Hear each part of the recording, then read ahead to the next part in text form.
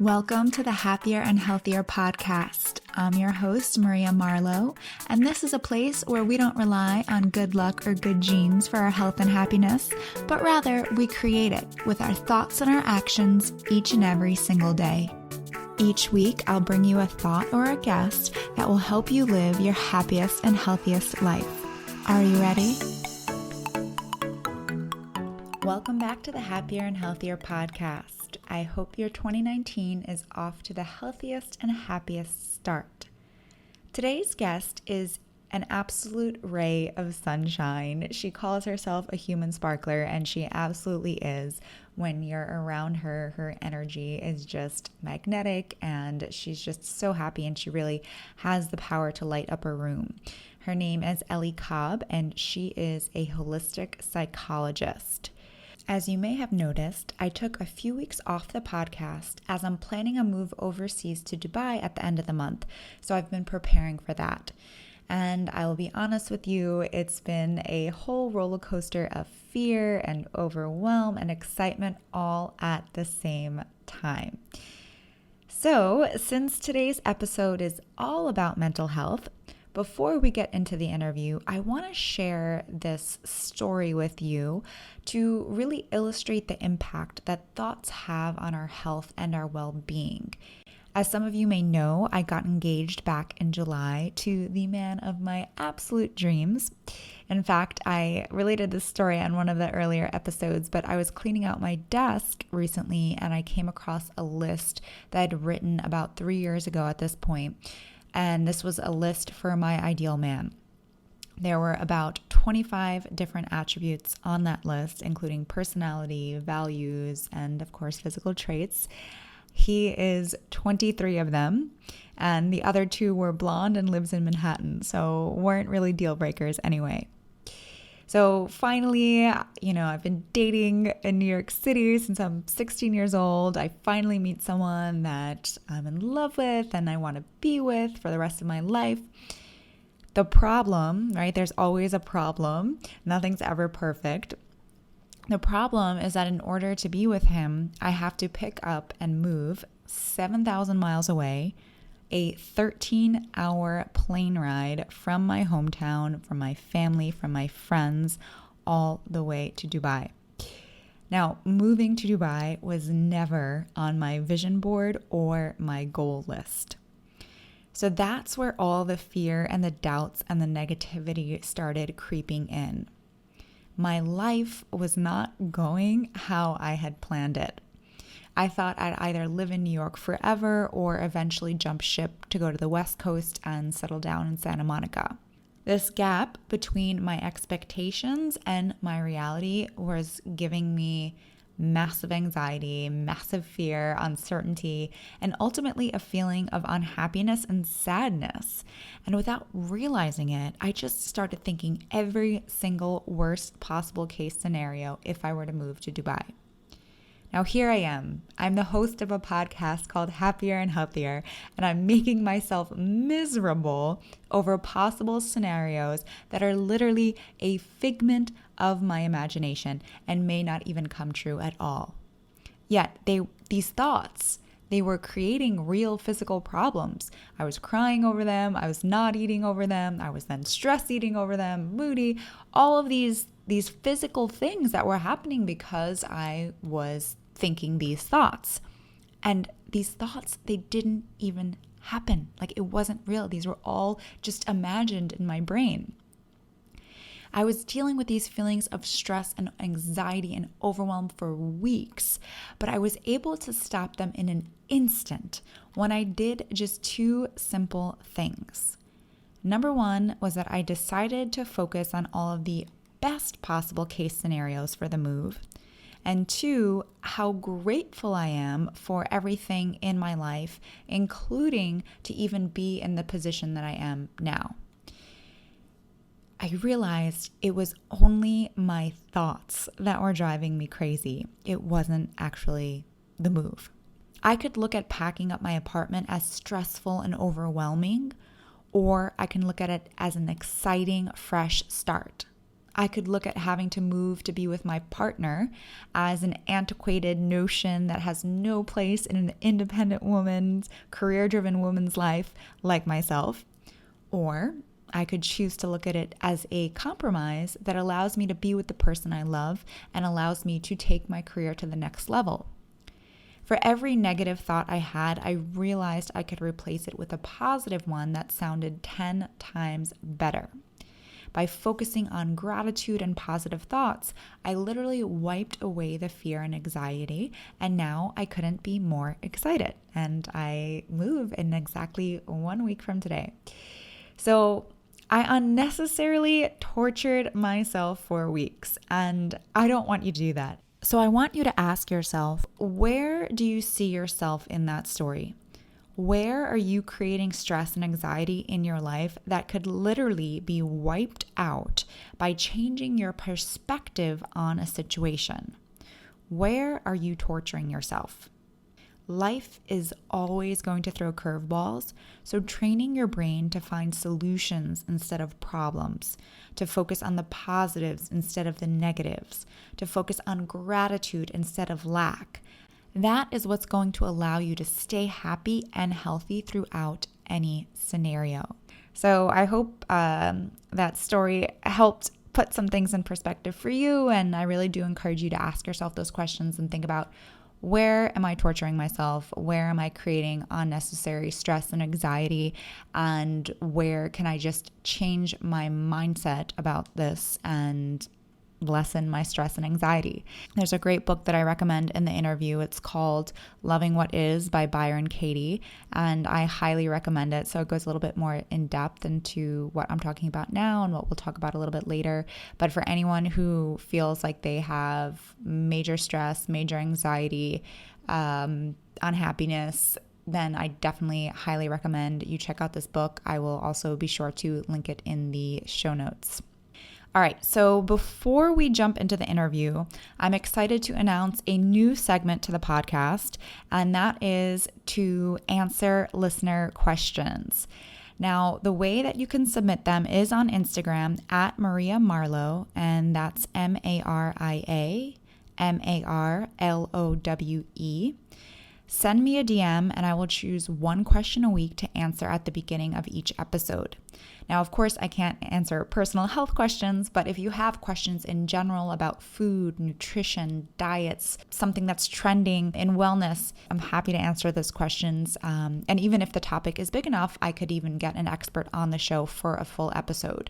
So be sure to send me your questions. If there is something you want to learn more about, if there's something you're interested in, you have a burning question, just send it to, you could DM it to me at Maria Marlowe on Instagram.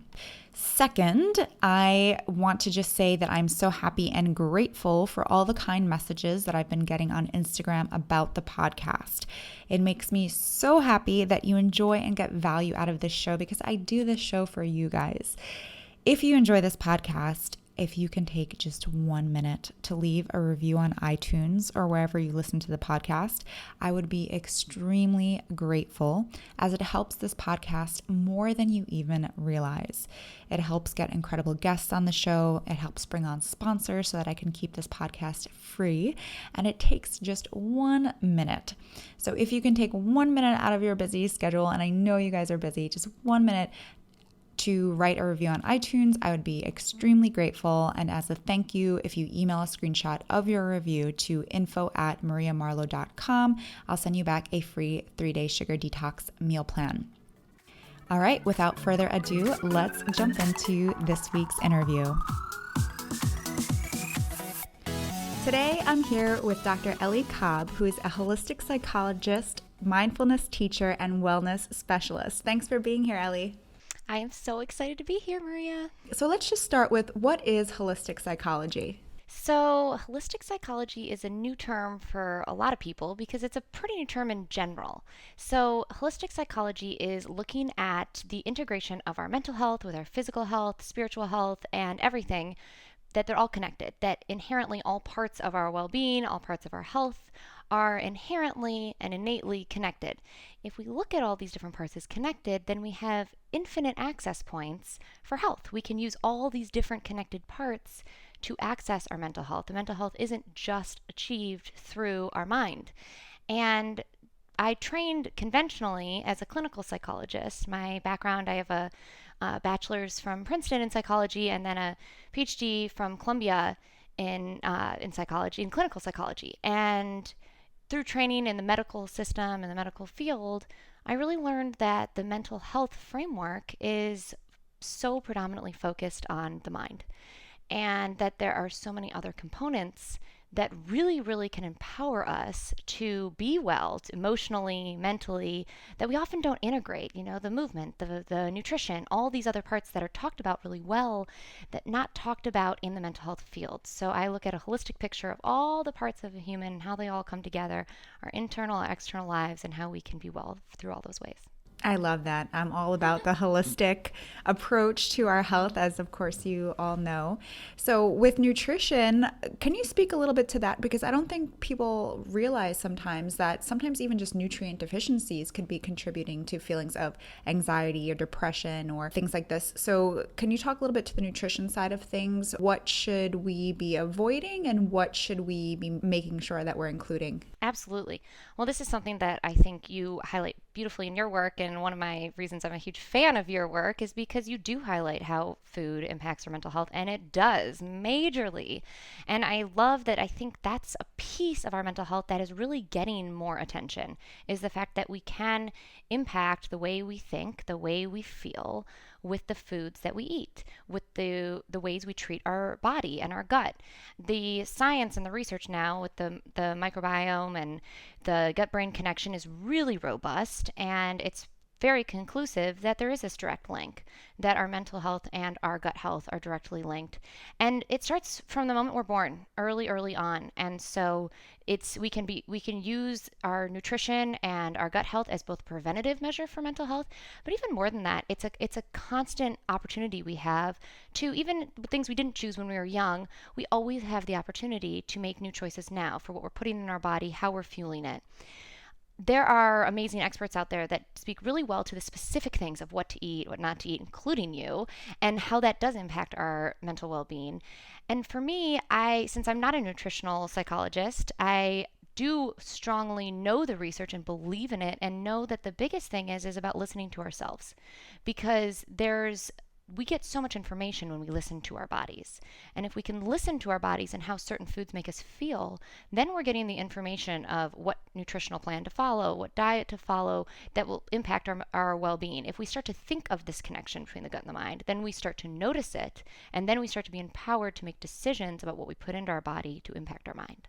Yeah, I think sometimes that can cause anxiety in and of itself, as thinking about food and dieting and all that. But I will just add in, for brain health, for mood, for anything to do with the brain, it is important that we get enough omega-3, which is something that it's actually easy to not get enough of, because omega-3s are found primarily in seafood and certain plant foods like seeds, for example, walnuts, flax seeds, hemp seeds, things like that. And most people are not really eating these on a regular basis. So it's very easy to become deficient because it's not something that our body makes on its own. It's something we need to consume.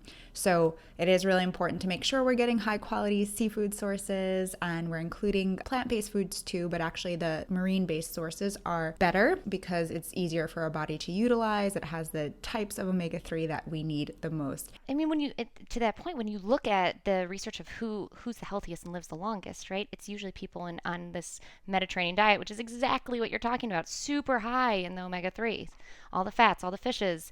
And I also love to add that it's not just the nutrition and the diet that they're living. They're also living next to nature and connected to each other. So it's this whole interplay of how all these parts really impact us. And if we are not living on the ocean in the Mediterranean, and we're living in New York City or in a city or somewhere where we're not surrounded by nature, food is a really, really direct and impactful way to impact our mental health. So I love that message is so clear in the work that you do. and it needs to be put into action for everyone. For sure. It's definitely a big component.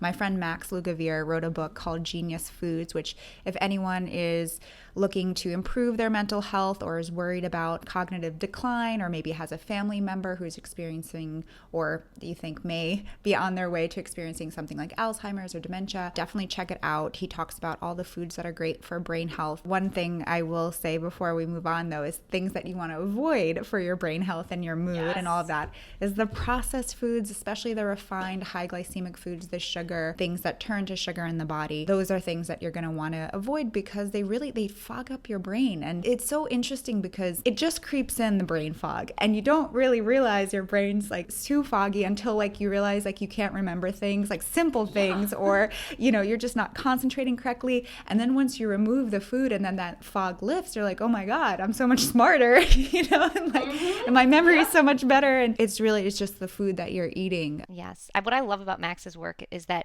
it's so rooted in the science and it's playful. He makes it fun. And so, I'm a huge fan. So one thing I want to circle back to, you mentioned with the Mediterranean lifestyle, a big part of it is community. Mm-hmm. So that's something that I think we tend to lose in these big cities. Even though there's so many people here, it's very easy to feel alone and lonely and disconnected. So can you speak to a little bit about that and like why is it so important to foster a sense of community? Yeah, connection and community are so essential to our well-being. They are our innate, deep human need. We are social beings. We are meant to connect. And it's actually a part that often kind of gets left out of the wellness conversation too, because a lot of the really amazing parts of the wellness industry allow us to empower our own individuality in terms of deciding what we want to eat and how we want to work out. And those parts of our wellness are incredibly important and very individual often. Well, the need to connect is so innate. It is at the root of really what allows us to thrive in so many ways.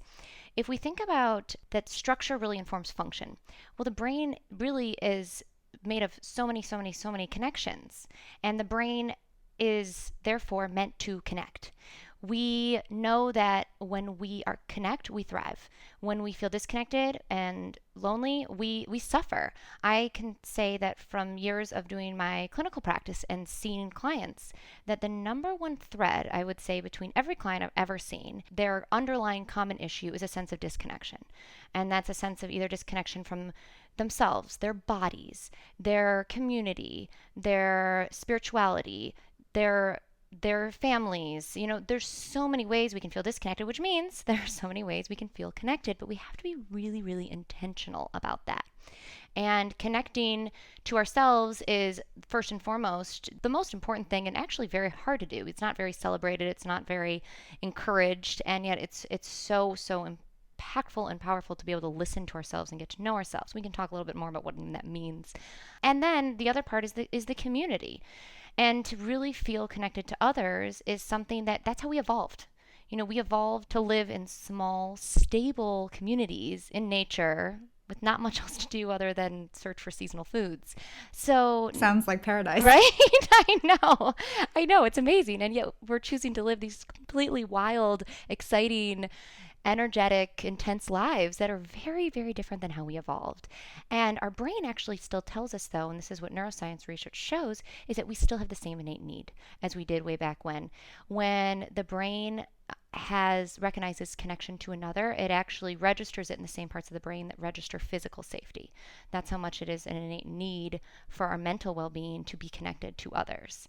And I'd love to talk a little bit about different ways we can do that, because it's a huge part of what makes us well. Yeah. So how do we, if we're feeling disconnected, if we feel like we don't have a community, because after college, in college, you're spending all this time with your friends, you're probably living with them or in the same floor, same building. And then you go into the real world and then, that persists, you stay friends. And then as every year goes on, that your close friend list usually dwindles and dwindles. This one moves away, this one gets married, this one has a baby. So how do we foster connections? And if we're feeling disconnected, how do we start feeling connected again? Absolutely. A huge question. So important.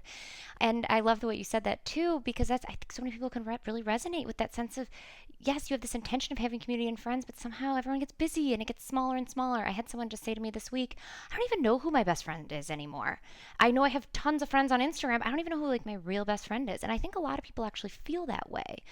And we are in this strange sense hyper connected, right? We have so many acquaintances, and our connection reaches so far across seas and borders and cultures, and yet there is this deep feeling of being lonely, and it is pretty pervasive, and there are many things we can do about it. And first and foremost is treat it with a sense of kindness, a sense of gentleness, because what we often do, and this is just the human brain, what we do is we criticize ourselves for the things that actually are hurting us. So when we feel lonely, then we criticize ourselves for being lonely. We beat ourselves up for it. And that does what? It just adds suffering. It just adds pain. So if we can be a little bit kind and gentle and realize that it's actually the normal human experience to feel lonely, to feel sad sometimes, and I'm going to extend it to even feeling stressed and anxious, all that's part of the normal human experience. When we acknowledge that and just are aware that we are then being part of the human experience, and we're just living how is part of our normal lives to live as humans, that we will feel lonely. Then we start to be able to do something with it. So what can we do once we build that acceptance and awareness and kindness towards it? Then we can realize that, okay, I need to do something. And connection and community doesn't have to be big. It can be small. Connection can be as small as, actually, I love this. This is a mental health intervention, and so smiling at strangers as you're walking down the street. Well, obviously, people in New York think you're a total creep if you do that. And at the same time, what they don't know is that by smiling at someone, you're actually activating their mirror neurons all their little micro muscles around their lips are actually smiling. So, and what does smiling do? Well, all the neuroscience research shows that smiling improves your mood, and it actually starts to trigger feel-good hormones in the brain. So I love thinking about these small little ways we can create mental health interventions that just by like walking around and smiling. Like that's a mini connection, right? That's not a deep, meaningful one. Right. And it's something easy that we can start doing right away. It's not like, okay, you need to find 5 new friends by the end of the week. That's major pressure. That's anxiety provoking. Right. And another one that is really impactful with robust research behind it is gratitude. And when we express thankfulness to someone, it immediately connects us. It actually releases chemicals in the brain that are called the bonding chemicals like oxytocin, and that actually helps us feel more connected to the other person. And that can be with someone you know well, someone you don't know well, but expressing your thankfulness is actually a way to make both yourself and the other person immediately feel more connected. And so that's another small day-to-day just practice that is really important for creating connection. Just being sure to really say thank you anytime someone's doing something for you, opening a door, whatever the case may be. Mm-hmm. And what about having a gratitude practice? Yeah. Having a gratitude practice. So gratitude also comes in different levels. You can have a gratitude practice on your own, which is you're just cultivating for yourself and reminding yourself, acknowledging and thinking about what you're thankful for, writing it down what you're thankful for. This has a whole set of neurological benefits that set in motion for yourself just simply when you literally think about what you're thankful for. It triggers your brain to turn off the stress and anxiety response, like our natural threat response, and it turns on the part of the brain that allows us to think rationally and to connect with others. So actually building your own gratitude practice for yourself makes you more able to thoughtfully connect with others. It actually activates those parts of your brain. And it also allows you to pause and be mindful, because in order to be grateful for something, to have a gratitude practice, you have to notice what you're thankful for. And so what does that require? That requires mindfulness. And we know there are immense benefits to being mindful. So that's a great practice for yourself and then for the purpose of connecting with others. So smiling, being thankful and gracious to others, and having a gratitude practice, those are all great things. So I love when I wake up in the morning, the first thing that I do is it just takes a minute or two, and I just remind myself what I'm so grateful for and thankful for, and it really helps me start the day on a much more positive note and looking at the bright side of things instead of looking at all the things that are going wrong. And yes, it changes your whole lens. Yeah. There's another part of connection too that is kind of a deeper layer that I think is often harder to talk about. Those other ones are really they're fun, they're positive. And one of the harder ones to talk about is being vulnerable. And when we are vulnerable, we connect to each other. It's that feeling of sharing that's, some how you're feeling when you're struggling.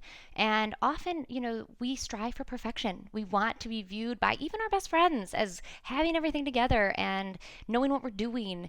And it actually almost scares people when you say, like, I don't know, I don't know what I'm going to do next, or that I am really struggling and I don't know what to do. It's in some ways surprising to people because often we don't hear that as much. And yet, what it does is it allows them to say, yeah, me too.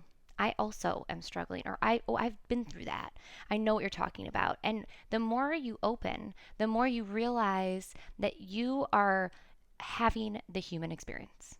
You realize that you are not alone, that whatever you're going through, whatever major transition, major challenge, whatever is making you feel the most disconnected and the most lonely, the most different from everyone else and how you think they're feeling and how they're living their lives, actually is what makes you the most connected.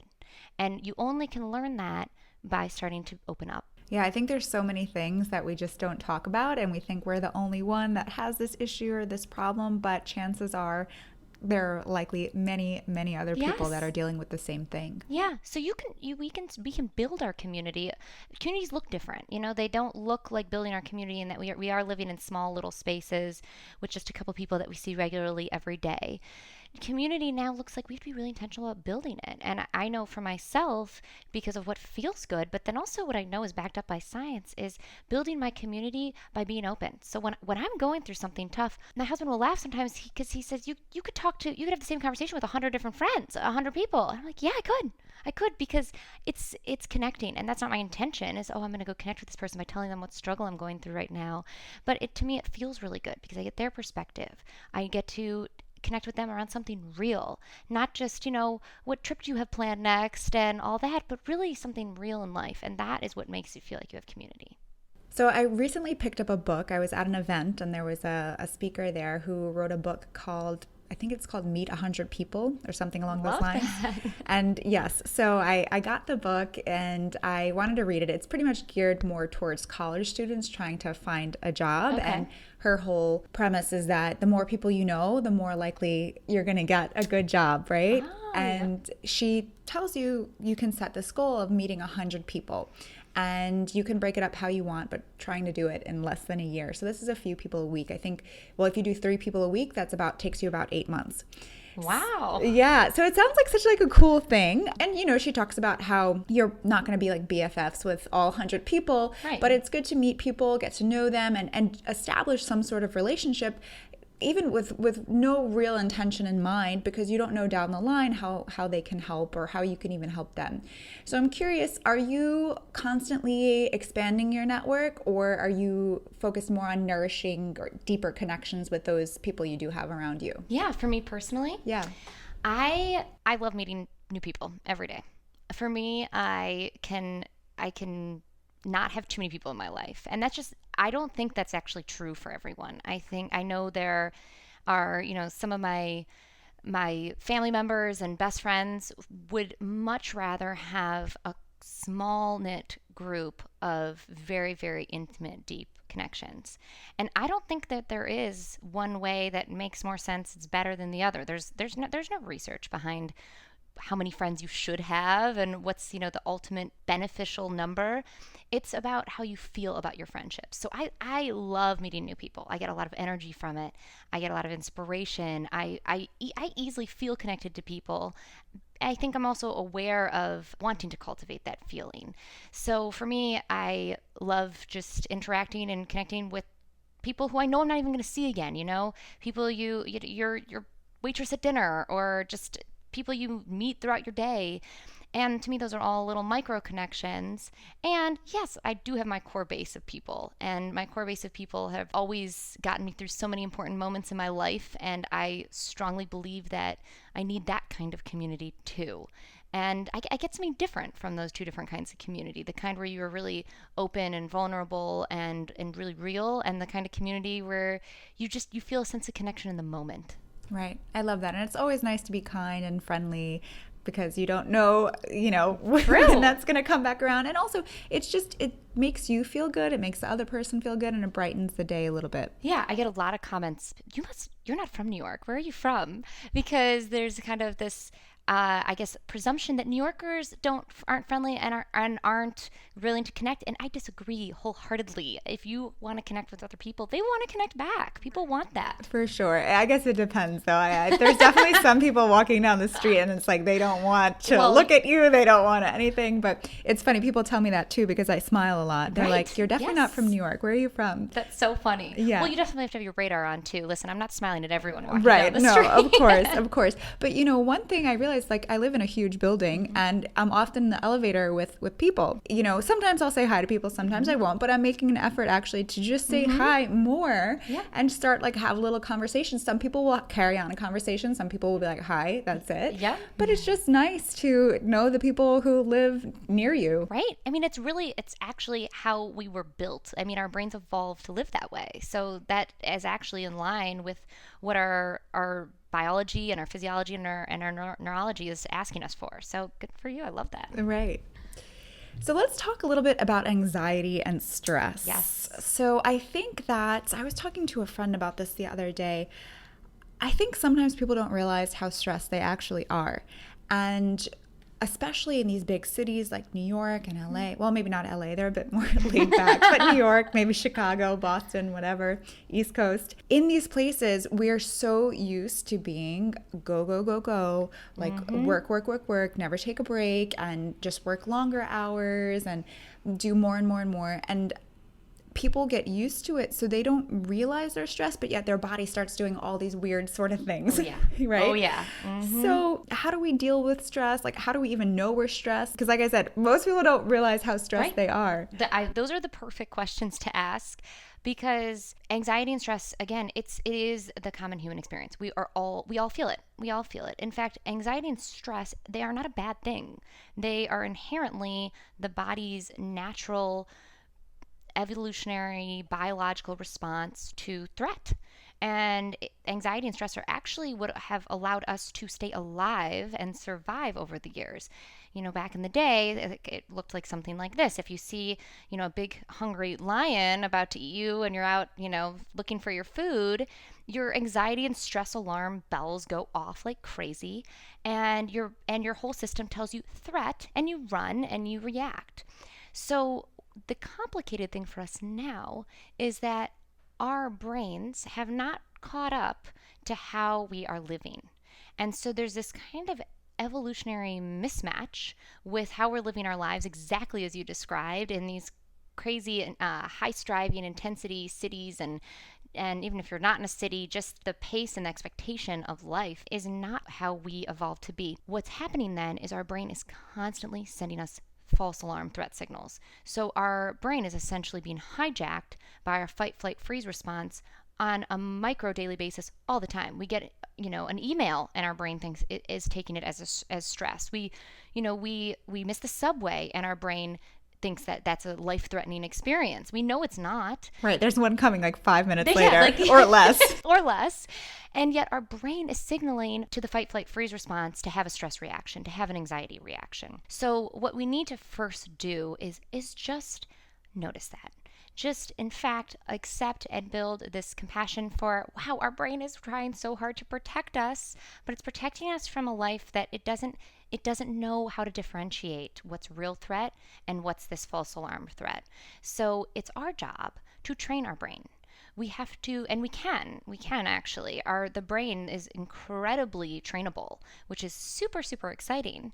And that's, I think, one of the reasons why I look at mental wellness as something that we have power over. We can really be empowered to take action with our mental well-being, instead of just feel like we're waiting for mental health issues to hit and then we start, quote unquote, treating our anxiety, right? Which often is kind of what we're doing, is that we wait till we have panic attacks. We wait till that we're so anxious that our entire body's falling apart, like you said.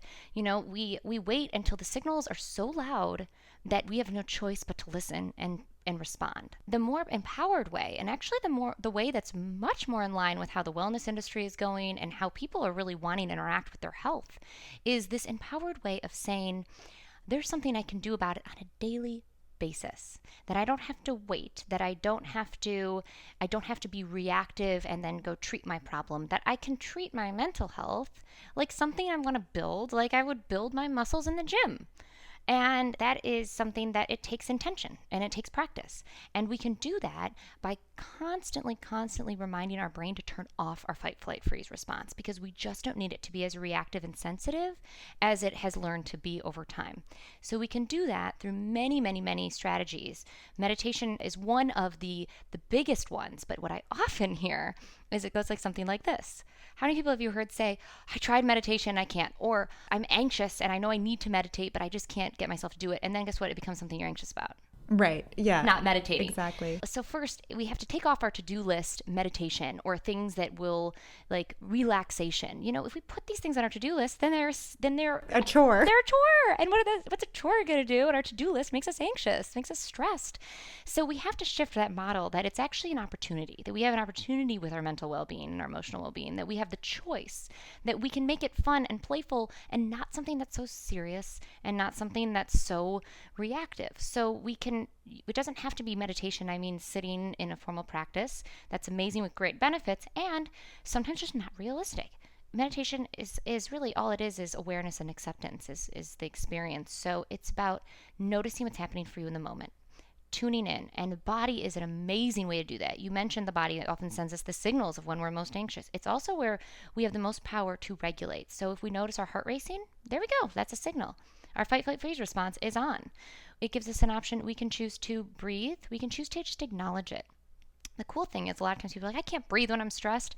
That's fine. Don't breathe. But at least just acknowledge you're stressed, because what even that does, naming the stress, actually activates the other part of your brain that allows you to think, allows you to calm, allows you to be more rational and thoughtful. And the part of your brain that's rational and thoughtful does not work very well with the fight, flight, or freeze. They turn each other on and off. So when we start to name our emotions, we actually become really powerful with being able to control our fight, flight, freeze response. Dr. Dan Siegel, who's one of my favorite people in the world of psychology and meditation and psychiatry, he talks about name it to tame it, which is this kind of, it sounds playful and kiddish, and yet it's powerful. When we name our emotions, we actually tame the experience. Yeah, I like that. I do think breathing is something that we can do. So if someone says they can't breathe, then they can't live, right? If you're not breathing, you're not alive. You're definitely breathing. Yes. So you can consciously slow that down. And I think that is probably the easiest, most accessible tool that we have. It's free. It is. You can do it at any point, and it does make such a big impact, because when you see someone having, let's say, a panic attack, they're breathing really short and quick, and all up in their chest. Exactly, all up in their chest. Or even like a speaker, sometimes you'll see a speaker who's nervous and they're speaking all up from their chest. Simply breathing from our belly, breathing really deep, breathing more slowly makes such a huge difference. It's calming and it's grounding, and it's really the easiest thing that we can do. It is so powerful. I mean, it is absolutely my number one stress coping skill, for sure. Mine used to be exercise, but guess what happens? You get injured and sometimes you can't exercise. But you're right, you can always breathe. And so breathing for me is something that, knowing I can use my breath to control what my brain is doing. I can use my breath to train my brain to be less sensitive to threat. That is incredibly powerful, and you can practice it not just in response to threat, but also when you're not feeling dysregulated, when you're not feeling anxious, and you tune into your breath, then you're still training yourself. It's like you want to train your brain not just when you're in distress. And that's where I think the mental health field has kind of led us astray. It's taught us that we work on our mental health when there's a problem. I always think of, physical fitness is a great analogy. If you have an injury, that's not the time you go enter your rigorous training protocol. You do that when you're healthy. Mental health is the same thing. When we're healthy, that's when we can start to practice our breathing, name our emotions. Again, these practices too of just seeing the good in life. Noticing, and we can be thankfulness and noticing what we're thankful for. It can be choosing, it's why I love holidays and celebrations and birthday parties, and I'm an avid party planner, and I love these kind of things because I love reasons to see good and reasons to celebrate, and those kind of things train our brain, because it turns off our fight, flight, freeze, because those are luxuries. Our brains can't feel a sense of joy, can't feel a sense of thankfulness when we're in fight, flight, freeze, because that is survival. That's like basic survival. So we need to train our brains that we're not in basic survival. And sometimes people ask me, like, well, then what happens if I need to, like, I should be, notice threat. This is so well ingrained that you don't ever have to worry about overtraining to calm your brain. It's more that we're just allowing ourselves to not be so reactive to our propensity for anxiety and stress. Right. So let's talk a little bit about holistic psychology versus conventional psychology. Sure. And in conventional psychology, I think most people view psychology as, or going to a psychologist as something that you do for the rest of your life. You go every week, you lay on the couch and you pour your heart out, say whatever you have to say, and you just kind of keep going back week after week after week. What is your view on that? Yeah, so I hold two primary views. One, deep respect and appreciation for the value in conventional psychology. In the psychology world that I really grew up with training, my holistic background, my mind-body practice background was somewhat training in different ways. Those were, additional trainings that I sought out over the years, additional expertise. My real psychology training was pretty conventional in a lot of ways. And so I know it and have a deep respect for it. And I do believe that the real value is for more acute and severe mental health issues, which are a real part of life for many, many people. As when I start talking about like the common human experience, that's that we will all feel some level of anxiety, stress, sadness, depression. These things are universal. We all feel those. And then we all know that for some people, for all sorts of reasons, they get to a more extreme level. And more extreme acute mental health really, really benefits from parts of conventional psychology. It also really benefits from other parts of wellness as well that often get left out. That the parts that it benefits from is that it's often we do need a really, really serious guide, mentor, therapist to help us through those times. And that's the value there.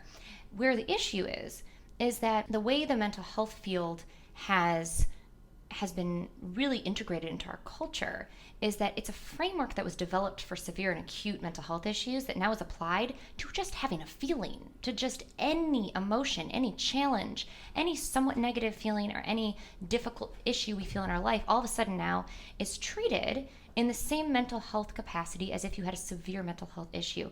And that is problematic because that is sending the message that we need to fix ourselves, that there is something wrong with us. Having emotions and feelings, even ones that are challenging or quote unquote negative, those are signals. That's important. That's not something to treat and fix. That's something to pay attention to. So when we tune into ourselves and listen to those emotions and treat them with a sense of welcoming and acceptance instead of fighting them, instead of beating ourselves up for them, and letting someone else tell us that in fact we need to fix them. So if we shift this and actually do that, then we can start to realize there's a different way to approach our mental wellness. And that's where I really think holistic psychology comes in. And to be honest, there are a lot of different phrases that encompass this holistic psychology idea. Integrative psychiatry, I've heard, it's very similar premise. Even nutritional psychology and psychiatry integrates a lot of this.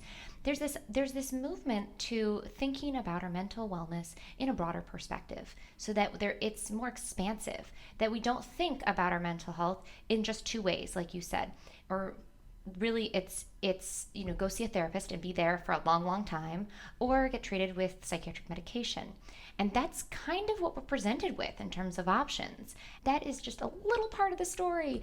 Mental health and wellness is so much more expansive than that and has so many more options. And so bringing in a holistic perspective allows all those options to become true. Because then, yes, we can heal through our gut. If we look at our nutrition, we can heal through our movement and our bodies. We can heal through our ability to connect with others. All of a sudden, that being in a room with a therapist week after week, year after year, on an ongoing basis with no end, just fixating on a problem, it is not the only option, because the longer you fixate on just your problems, the longer those become who you are and part of your identity. And what neuroscience research shows us is that attention is like a spotlight in the brain. whatever we pay attention to becomes brighter in the brain. Literally shows up on scans brighter, meaning we can change the way our brain is operating by what we're paying attention to.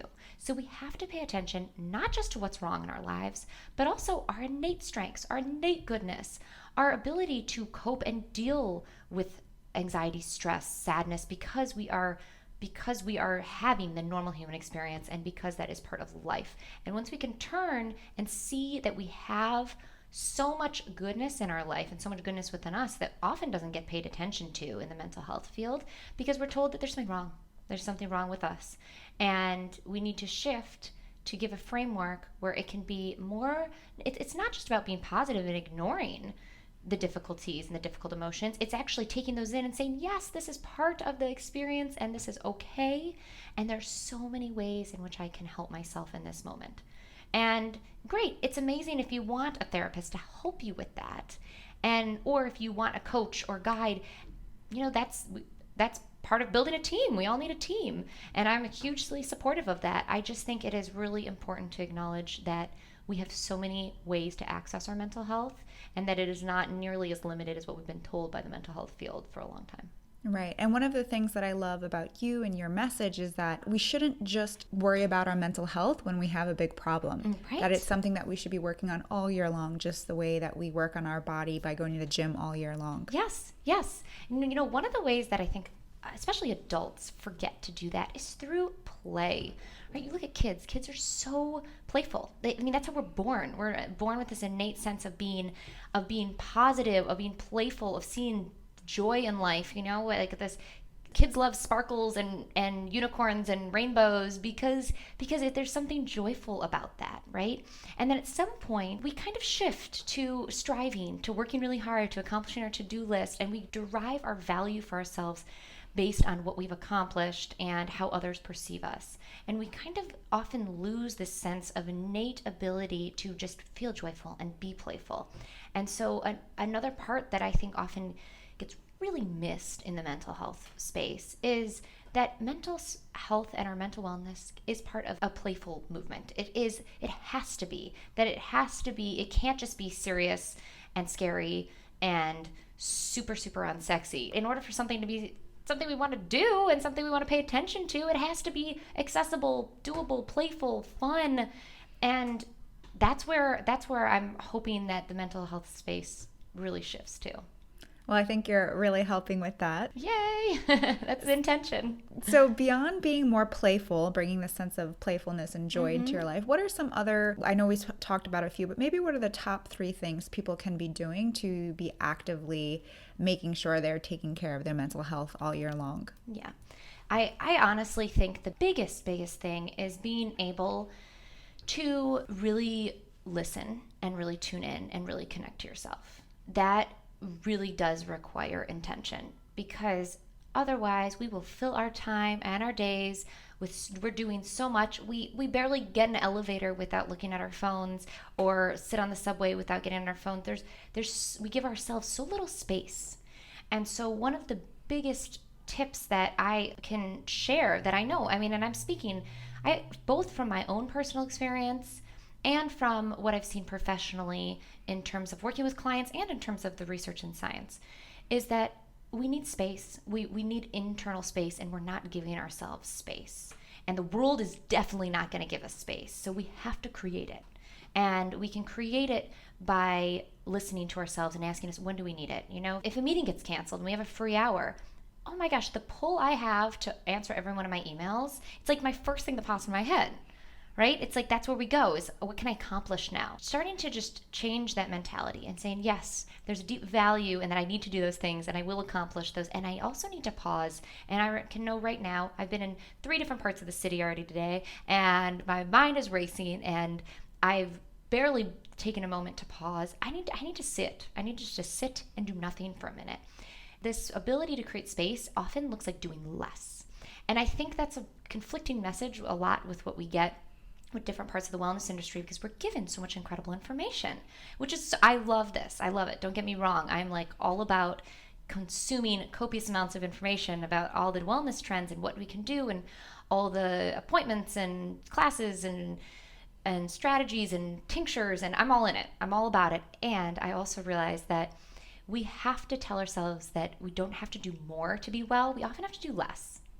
And what doing less is really hard. And so acknowledging that, and then listening to ourselves and realizing that we have most of what we need inside. We just need to get to know it. Yeah, that's a great piece of advice. It's hard though, and I want to, note that. It's really hard because we are trained to be efficient and we are trained to get things done. And if we're not getting things done, then we're not the girl boss, right? So we're just constantly being told we need to do more, hustle more, grind more, whatever. But that really leads to burnout. Oh yeah, and it's emotional burnout, mental burnout, it's physical burnout, it's creative burnout. I always kind of describe it as like your sparkle kind of starts to diminish. We all have that like internal spark, and everyone has it, and you can kind of see it in people when they're living it, because you see it in their eyes and you see it in just their spirit. But then you can also see when it's dulled, and it usually gets dulled because we are so external. We're paying so much attention to taking care of others. We're paying so much attention to creating a reputation, a brand, a business that is respected by others, that helps others. I mean, often from really good intentions, not from necessarily from egotistical places, but from intentions of wanting to impact others in a positive way. I mean, I'm speaking for myself with a lot of this. That's often a part of my intention. I want to help others, right? Well, we need to help ourselves first, because if that sparkle is dulled, if that spark isn't there, then our capacity to go out and spread it is diminished. And so it's really hard because we just aren't really taught that very well. And yet we really, really owe it to ourselves to care about ourselves in that way.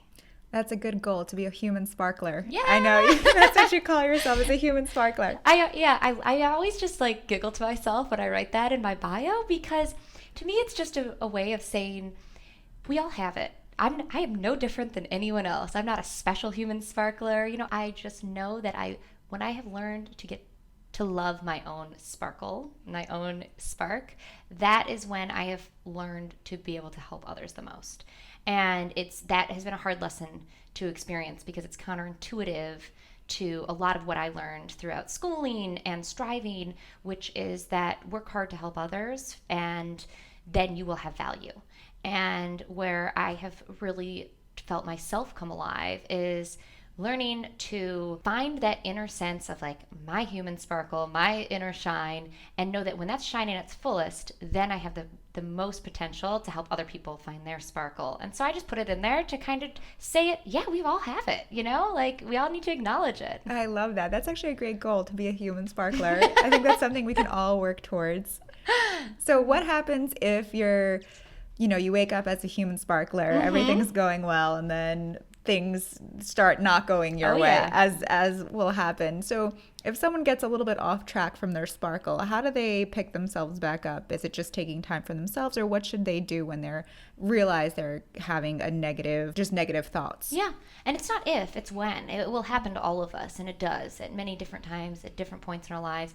In two different degrees, and it looks different for all of us in some capacity, and yet it's all the same. We all do have unexpected life challenges, or just actually everything's going great, but sometimes we just feel off, right? And whatever it is, whether we're going through something or that we just don't feel ourselves, it's an invitation to look, and an invitation to notice, and to take it in. The challenge, the sadness, the pain, the distress, take it in as the moments where we get to know ourselves. Because I know no one has really ever said, the times I grew the most is when life is going great. We never hear like these incredible stories of people changing their life trajectory or opening themselves up to new opportunities when things are just cruising. There's something that is so incredibly necessary to be with that pain. But when we suppress it, when we push it away, when we beat ourselves up for it and criticize our, having negative thoughts or having a difficult reaction to something in our lives, that's actually where real suffering comes. It's not the experience itself, it's the way we relate to it. And so that is where we have the most powers. We can't control what happens in our lives. We can't control the external world and other people. We really, really, really can be intentional about how we relate to those experiences. with sense of kindness and a sense of acknowledging that they will happen and that they're here and that they don't feel good and that we don't want them, and that we're going to stick with it and we're going to be with it until it passes, as it will, as we always know. And that if we can be with it, we open ourselves up for new space to be created, for a new opportunity to come. When we fight it, when we push it away, things get buried down in us, and that keeps us stuck. I once heard someone say, when we try to shut out emotions or shut out experiences, what we don't realize is we're really shutting them in.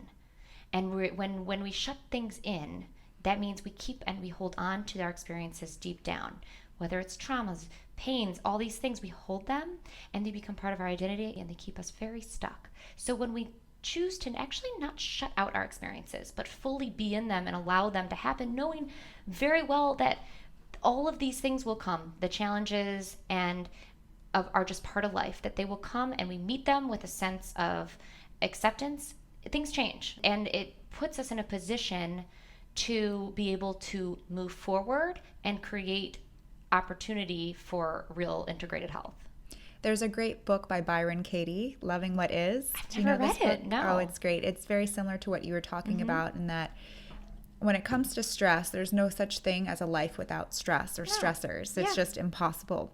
What we can change is how we react to it and how we perceive it. Yes. And even if you think about someone getting a scratch on their car, a little teeny tiny scratch can cause one person to go ballistic. Oh, totally. And then another person's like, oh, it's just a car, and goes on with their day, right? So it's the same exact stressor. It's just a very different reaction. So we can really train ourselves to catch how we're reacting to things in our life and train ourselves to look at it differently.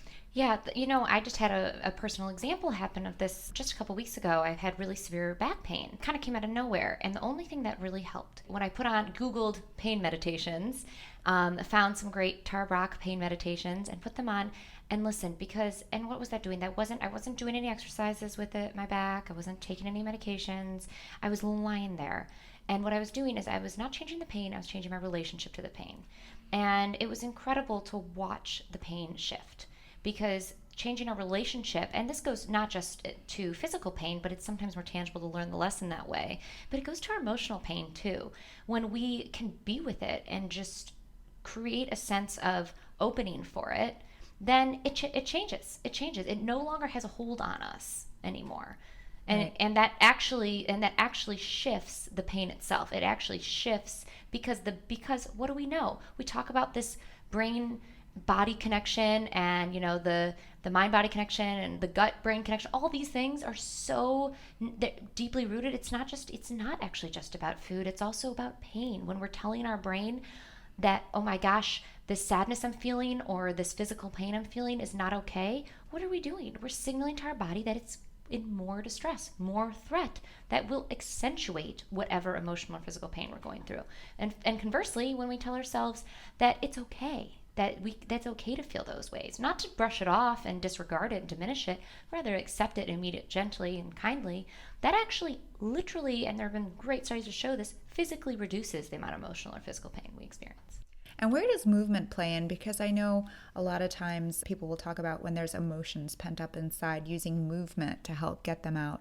Yeah, it's an access point. It's an access point that for some people are very body-based and very attuned with their bodies, and to not use their bodies to help with their emotions would be silly.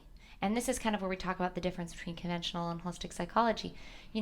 As a holistic psychologist, I refer clients to all different kinds of movement-based therapies, but also just fun experiences, classes. Like a dance class. Oh yeah, a Beyonce dance class is all you need. I mean, are you kidding? It's all you're having a bad day. Yeah, like a Beyonce dance class, or just when you move your body, then you're moving your mind. I mean, it's all connected. And so a lot of times we have stuff that's stuck, and if we allow our bodies to really release, and it's different than sometimes how we think of it. A lot of how we exercise is pretty structured and pretty rigid. It's interesting and totally accurate that you went to a dance class, right? You mentioned a dance class. That's where your mind went, because your mind didn't go to a very structured weightlifting class, because there's actually, while that's super beneficial for your health in many, many ways, for what we're talking about, it doesn't create a sense of freedom. It doesn't create a sense of openness for things just to move and flow. When we're dancing, our body is being free. And when we can move our body freely, it allows things, emotions, mind, it allows it all to move too. And so I always tell people, yes, try it as an access point for moving things, especially if you feel stuck. And also, even more than when you feel stuck, do it before you feel stuck. Do it because it's just fun, and because that will allow you to just cultivate, like we're talking about, this sense of daily mental wellness. It's you don't have to be using your mind to cultivate your mental wellness. Right. I recently, a few weeks ago, I went to the Tony Robbins Unleash the Power Within conference. I love him. Which is amazing. I love him. I've been to a few of his events. And now I know what he's all about, but when I first went many years ago, I didn't realize that physicality and movement was such a big part of his approach to wellness. And I thought I was going into this boring ass seminar for 3 days where he's going to talk for 10 hours. But no, we're up and dancing, jumping up and down, moving around, high-fiving people, hugging people, and like every 5 minutes it feels like. Yes. So he really talks about how your physiology changes your psychology. And it's true. You can't not be happy. If you're jumping up and down, listening to your favorite song, and you're just dancing and moving, you can't be unhappy. No. Yeah. I mean, it's like, it's when you're getting pumped up for something, what are you going to do? You're going to put on a pump up song and right. And you're going to feel good. Yeah, and feel good. Right. Exactly. Like, it's those things that we forget, that we actually just, they're so basic for our human experience that we forget to categorize them in parts of our mental health and how we can take care of ourselves. Like, we know it feels great to dance, to move freely, to high five someone. I mean, right? We know that feels good. It's felt good since we were kids. Right. And we know that. And so why are we not considering that just as important as what foods we're eating or what exercise classes we're doing? Because no one's advertising it. That's probably the problem. So we're making it a thing. Yeah, it's too easy in a way. People don't think it. People think they have to buy something or download an app, and you don't. You can do these simple things: the breathing, the moving, the meditating, being grateful. All these things are free, and you don't need anything to assist you with that. Exactly. I mean, that's really accessible wellness there, right? We have it already. It's all stuff we have inside of us to do, and whatever we want. So we've talked about so many amazing things, but if you can leave our listeners with just one tip or piece of advice to live a happier and healthier life, what would that be? Learn to become your own best friend. It weaves into everything we've talked about. We do not get taught often how to care for ourselves and really become our own best friend. It's actually, in fact, it sounds kind of cheesy, right? Learn to become your own best friend, because it's not something that we really celebrate. And in fact, we celebrate taking care of others, and that we know we meet other people's pain with compassion and kindness, and we usually meet ours with judgment and criticism, and that hurts, and we wouldn't do that to a friend. And so a big part of becoming our own best friend is, it's not just deciding, okay, I'm going to be nice to myself, but it's really listening to ourselves. That sense of really, really connecting to what do we need? Because there are so many strategies and tips for wellness and health now. And in order to even know which one to follow and what to do, we have to know how to listen to what we need.